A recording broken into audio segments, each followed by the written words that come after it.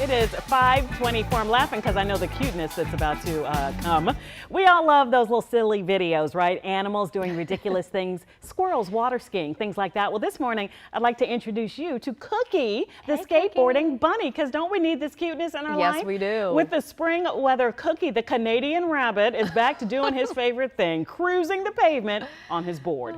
Cookie's owner says the 7-year-old rabbit has been skateboarding most of his life. And when he's not skateboarding, he's putting smiles on kids' faces at local children's hospitals and reminding them that somebody cares about them.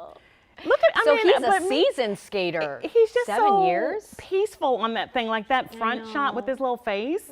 It's just about the cutest thing. It's almost like he's really comfortable there. I mean, you would think that an animal gets a little startled by the movement, but I want to know though, how does he, propel himself? Well, I'm sure someone pushes him and then he's just like chilling. He just cruises. Yeah.